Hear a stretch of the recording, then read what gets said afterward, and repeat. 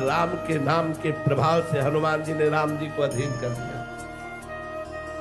भगवान कहते हैं ऐसा नाम जपने वाला भक्त मुझे बेचे सो बिक जाऊं। महाराज जी, आपके निज सेवा में जितने भी संत बाबा जी हैं लगभग सबकी बड़ी बड़ी जटाएं हैं। महाराज जी, क्या सहचरी भाव के लिए बड़ी जटाएं रखना? सहचरी भाव के लिए नहीं, बाबा जी रोज क्या प्रेशर है, रोज दाढ़ी बना को मैं तो कहोगे रोज बाबा जी होकर के दाढ़ी बनाते हो यार, कैसे जी लेते हो यार। अगर हम रोज बनाने लगे तो बाबा जी होके चिकने घूमते हो, और अगर बाल रखा लिया तो बाबा जी होकर सहचरी भाव के लिए आवश्यक है। अरे जी रहे यार, जी लेते हो।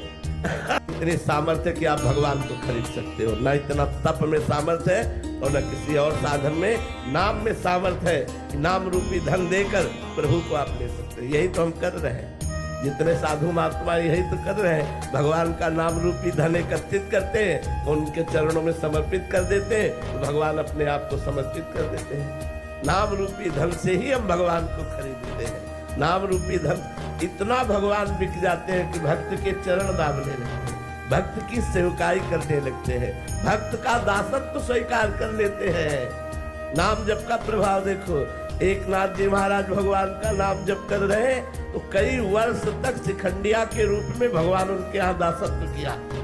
त्रिलोचन जी भगवान का नाम जप करके साधु सेवा कर रहे तो अंतर्यामी नाम रूप नौकर रूप धारण करके, सेवक रूप धारण करके भगवान ने वहां सेवकाई की।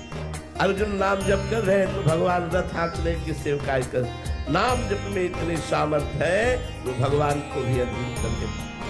महाराज जी, ठाकुर रामकृष्ण परमहंस देव जी श्री रामकृष्ण वचनामृत में कह रहे हैं कि मनुष्य का सरल और उदार स्वभाव कई जन्मों की तपस्या का फल है और ये उसका आखिरी जन्म होता है। महाराज जी, ऐसा स्वभाव कैसे बने कि मन और बुद्धि शुद्ध हो, जिससे मरने से पहले एक बार तो शुद्ध मन बुद्धि से ठाकुर जी का देखो, सरलता और उदारता ये दोनों साधुता के विशिष्ट गुण हैं। संत सरल चित्त और जगत हित जान स्वभाव स्नेह, ये संतों की साधुता का गुण है।